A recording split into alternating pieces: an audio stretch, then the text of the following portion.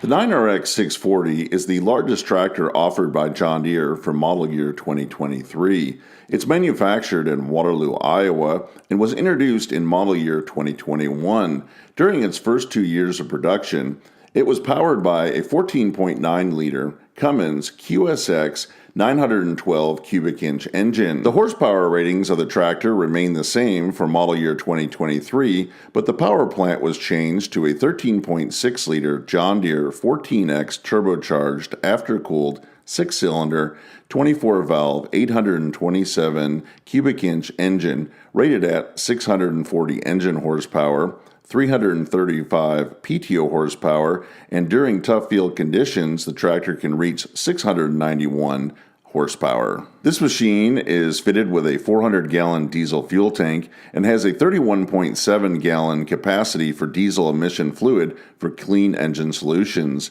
It features a John Deere E18 full power shift transmission capable of traveling from 2.5 up to 25 miles per hour. The 9RX 640 comes standard with 30-inch wide tracks spaced at 87 inches. Customers can order optional 36-inch wide tracks at a cost of $17,751. The track spacing on the 9RX can be widened out to 120 inches at a cost of $21,625. When the machine rolls off the assembly line, it weighs in at 56,320 pounds and can be field weighted all the way up to 66,000 pounds. According to JohnDeere.com, a 2023 standard 9RX 640 tractor's base price is $902,124. When it's ordered with 36-inch tracks at the 120-inch spacing, like the one operating in this video, the price tag increases to $941,500. This 9RX tractor is working with a Landau culture chisel to break up compaction following double crop soybeans. The field was initially in winter wheat that was harvested in June, and a second crop of soybeans was no-tilled in right behind the combines. Those soybeans were harvested in October, and that causes a lot of traffic to cross the field throughout the year, compacting the soil from tractors, planters, sprayers, combines, and grain carts. The Landau Corporation has been building farm equipment for 60 years. It was founded by Don Landau, who started the Quick Service Welding Company on December 16, 1963. One of the first products manufactured was a barge wagon, and in 1968, chisel plows were added to the line. Landau became popular and well known with farmers for manufacturing culture chisels for conservation tillage back in the 1970s. The current 2100 series from the company includes 9 different models ranging from 11 feet 3 inches up to 31 feet 3 inches, equipped with 9 to 25 shanks depending on the width of the implement. The model 2132 working in this video is the second largest culture chisel available from Landau. It's 28 feet 9 inches wide, equipped with 23 shanks spaced at 15 inches apart in a staggered pattern to allow residue flow through the implement. It has a clearance of 32 inches and is equipped with 22-inch disc blades on the front for sizing residue that are spaced at 7.5 inches apart. This implement's 47 disc blades are helpful in slicing through and cutting up corn stalks. When it's working in ground that was in soybeans, there's not a lot of residue left that needs to be sized, and the disc blades are put in the up position to save on wear and tear. The 2132 can be set to dig down up to 15 inches in the ground. It can be ordered with rigid shear bolt shanks or auto reset with 1,750 pounds of point load. The newly redesigned 2100 series can now be fitted with a combination of tine and chopping leveling attachments. The combination attachments features 3 rows of hard surface laser stitch coil tine teeth placed on 4-inch overall centers behind the shanks of the implement. The 5-bladed 16-inch diameter chopping reel is spring cushioned and can be hydraulically raised out of the ground. A 23-shank Landau 2132 has a list price of $149,665. When the combination finishing tools with the tines and chopping reel are ordered, customers will pay an additional $27,595. As the Landau goes across the field, it's working in double crop bean residue, which means these are second crop soybeans planted after winter wheat. So you have a lot of winter wheat stubble out here, residue from the beans and the wheat. It's doing a nice job in breaking up the compaction in the field, digging down, but also that chopping reel does a nice job as we look across the future seed bed for next year's corn crop, just breaking up those clumps and kind of tamping down the residue and pinning it into the soil in that chopping action. And this will make a nice field to begin planting corn in next March. I'm up in the cab of the 9RX 640, and it's working its way across the field here with the Landau chisel plow. Doing a nice job working up the ground. And I'm here with Neil the farmer, and it's always great to have a chance to ride along and learn a little bit more about what you're doing out here. And the tractor is running at just over 6.5 miles per hour. So Neil, new tractor for you this year. You've had the 9620RXs, and those were great tractors. You were one of the first farms here in Western Kentucky to get one way back in 2016. So how do you like the 640? Well, Jason, it's good to see you. Yeah, I really like the 640. This has the new DEERE engine, and it's really a torquey engine, and I've been very impressed with it. It really, I think it has more torque curve maybe than the Cummins did, even though it's not as many cubic inch. But I don't know if you've noticed, but we got the wide track spacing on this tractor too, and I really like the way it rides and pulls. We added some extra weight to it. It has suitcase weights on the front, and we put idler weights on each idler wheel to help, hold it to the ground, because we were getting a little slippage in years past. But man, it really pulls good, and really do like the tractor. It's really nice. Probably the best riding track tractor we've had. Well, that's really interesting to hear, because you've had you had the 9R starting in 2012, and always the big ones with the Cummins engines, and this is 23 is the first year for this DEERE engine and the 640. And interesting to hear the comparison. Yeah, it's been a very impressive machine so far. There's not much I don't like about it, really. I mean, it's roomier cab, and just seems like DEERE has really done their homework and really got a nice machine here. So on the track system, what tracks are you running on this? It's got the 36-inch belts spaced out, like I said, on the 120-inch spacing.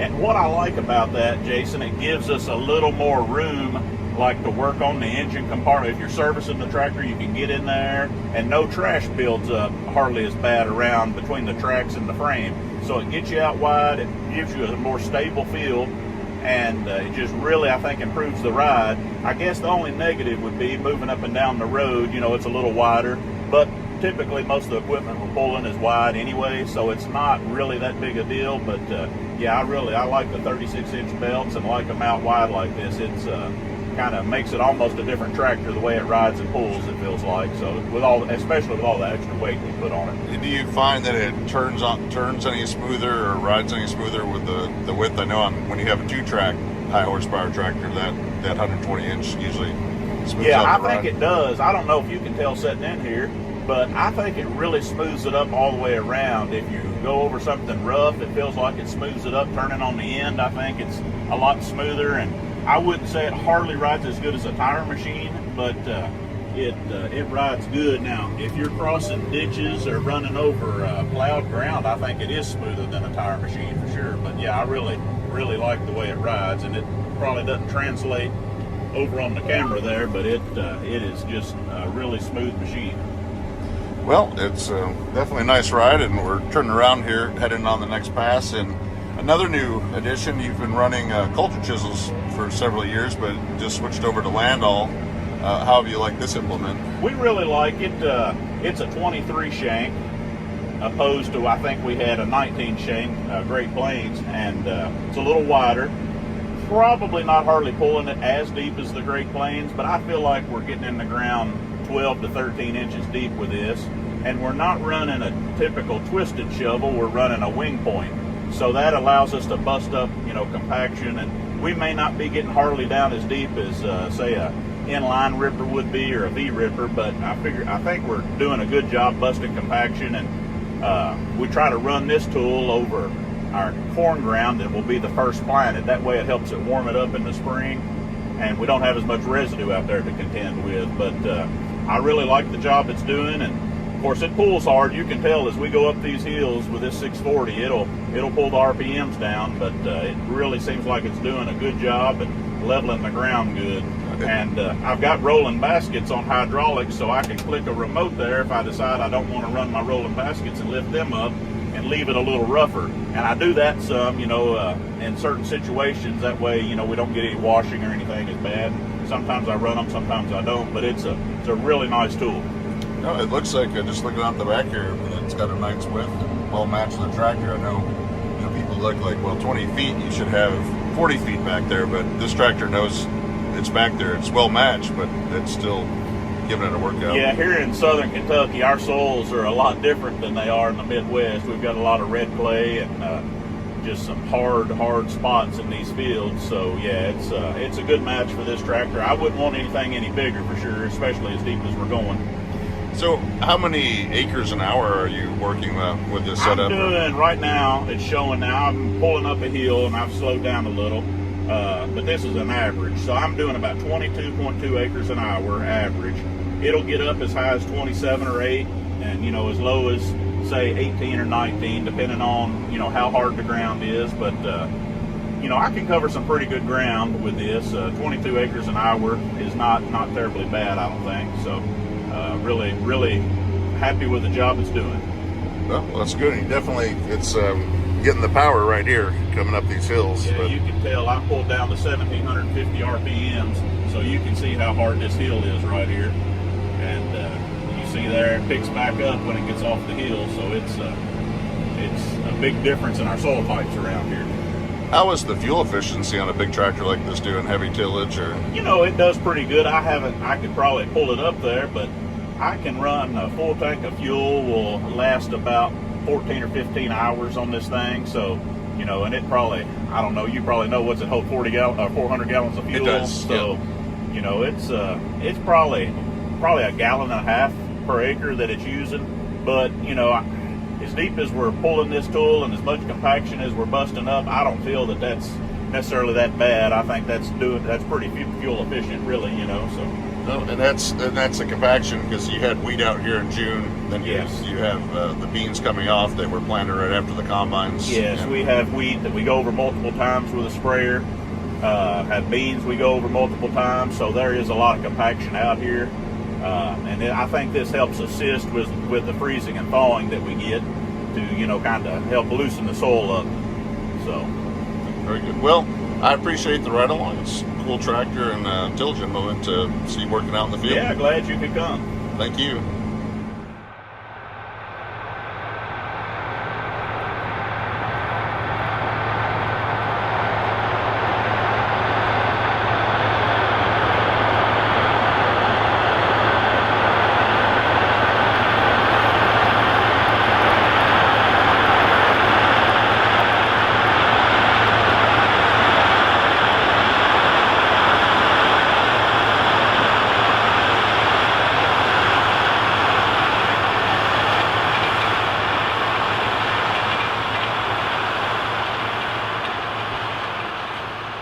I hope that you've enjoyed spending some time out in the field with and riding up in the cab of the John Deere 9RX 640 tractor working with the Landau Coulter Chisel on fall tillage. I would like to hear in the comment section below this video if you complete fall tillage on your farm. Tell me about the tractor and implement that you're running. If you have appreciated this video, I hope that you'll consider subscribing to Big Tractor Power YouTube, where there's over 2,000 videos of farm machines in action. If you would like to see additional content from the channel featuring fall tillage, continue to watch for a few more seconds to the end screen for a direct link to